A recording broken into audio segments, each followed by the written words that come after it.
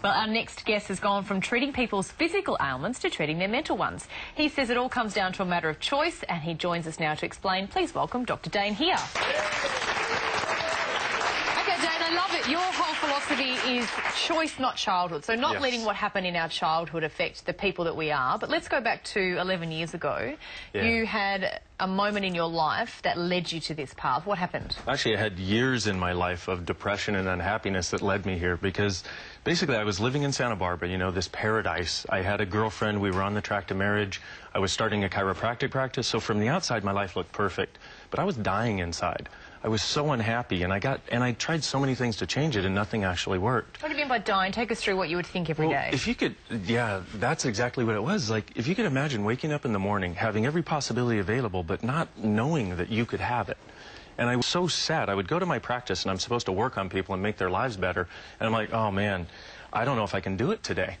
And literally, I got to a place where I said, universe, you have 6 months. I'm tired of suffering. I'm tired of being unhappy. Either my life changes or I'm killing myself. Was there something that was making you so unhappy? Was it your childhood experiences? Well, yeah. See, I had kind of a traumatic childhood. I mean, I grew up in the ghetto. I was the only white face you saw for 8 square miles. And so I was a little different where I grew up. But there I also experienced kind of every kind of abuse you could imagine. I experienced sexual abuse, emotional abuse, physical abuse, and I was fearing for my life a lot of the time. And I thought that that was the reason why I couldn't create the, you know, the life that I wanted to have, why I was unhappy, why I couldn't create the happy relationships I really wanted to have. And I realized that it can all change. So, Dain, for somebody who's had a really traumatic childhood, what's the first step to letting go? I'd say the first step is, number one, realize it's possible, because there are people in the world who've done it, Oprah as an example. And then ask a question, something as simple as, what would it take to actually turn my childhood to my advantage? Most of us are sort of headed in that direction because that's what we've been handed with our childhood. And it's like we're in this big rut and there's walls to the left and right that we can't seem to see any other choices or possibilities. So what happened in that 6 months that stopped you from killing yourself? I actually found something called access consciousness, which I literally had an hour-long session of this stuff. And I'd tried a lot of things before this, but this actually changed it. And it gave me the awareness that, you know what? Life can actually be different. That sounds really, you know, like I've struggled to understand the whole concept of access consciousness. If we break that down really simply, you're saying we have a choice over our childhood. Yes, we have a choice over our childhood, and we have a choice, and the tools are actually available. What it is really a set of tools, techniques, and ways of looking at the world that allow you to change anything you might want to change. And is this a thing that you stop blaming your childhood for your life as it is, and you say, I can change? Because my belief is that people don't really change. And I've seen that also, and that's where I was. That's why 11 years ago, because I wasn't changing either, and I was trying all kinds of weird stuff, all kinds of normal stuff to try to change. And yeah, so most people don't actually know that that level of change is possible. And what I'd like people to know, that level of change is possible. When you say use your childhood to your advantage, that is very confronting for someone like you who's been through sexual abuse. How do you use that to your advantage? Well, let me give you an example. I worked with a lady just a couple of days ago using these very same tools. And she was abused hideously when she was younger. And when it came time, and she had sort of perpetrated this abuse on herself, when it came time for her to have kids, she said, you know what? I am not going to do that to my kids.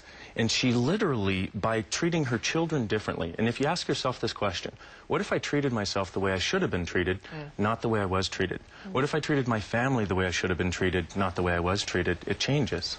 Can we go back to your tips for creating choice? The second one, what was it? They were on the screen before. Live in 10-second increments. How does that work? Great question. What most of us are doing is we're basically taking our past that didn't work and we're perpetrating it into our future. In other words, this didn't work, so I'm going to try to avoid that in everything I do in the future.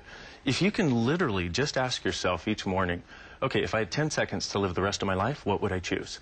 And then, okay, that life, right? I'm going shopping. You're like, okay, I'm done. Thanks very much. Yeah. Okay, now that lifetime's over. You have 10 seconds to live the rest of your life. What do you choose? And what it does is it breaks that cycle of taking our past into our future, and it brings you present. If you were to do that for just 2 minutes a day, you'd start to recognize after about 3 or 4 days that you actually are choosing your life. And then you'd say, okay, what else would I like to choose? Choose your own adventure. You'd also have a lot have a lot of people that have 3 kids and a mortgage and can't do that. But what I loved is a really realistic one you had, which I love that idea, but I think, oh, 10 seconds. Like, I like it if I could only do it. Yeah, absolutely. But you've also got some other great advice, which is about being grateful. So the moment we wake up in the morning, is it about thinking about the worst possible... I know when I get up every morning, I think about my beautiful friend Kerry, whose young girl has got leukemia, and anything else in my life is insignificant compared to what she's dealing with every day. And so another way of getting there, because I say whatever it takes to get to a place where you're grateful, because people have talked for years about developing an attitude of gratitude, because it actually works to change things. And what I would suggest is ask, okay, what could I be grateful for in my life today that I'm not acknowledging right now? And then what could I be grateful for about the people that I care about? And then the last one, what could I be grateful for about me? The reason that one is last is because we're the people that we often have the toughest time being grateful for.